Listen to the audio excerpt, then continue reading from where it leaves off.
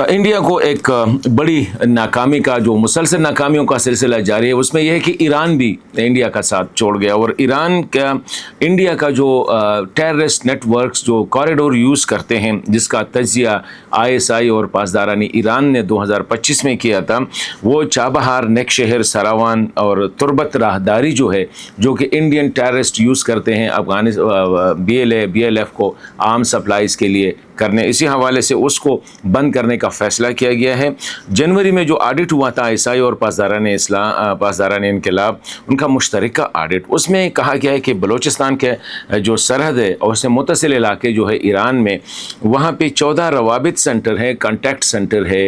Indian intelligence के, और 36 logistic cell है। ये सेल और ये राब्ता सेंटर जो है BLA और BLF के लिए इस राब्ते के तौर पर काम करते। तो अभी ईरान ने फ़ैसला कर दिया पाकिस्तान के दबाव में या पाकिस्तान के रिक्वेस्ट पे कि यहाँ पे 300 किलोमीटर लंबी और 12 फुट यानी 4 मीटर ऊंची दीवार, कंक्रीट दीवार खड़ी करेगा, ताकि यहाँ से भी इंडिया का रास्ता जो है पाकिस्तान में किसी भी मुदाखलत का उसको रोका जा सके।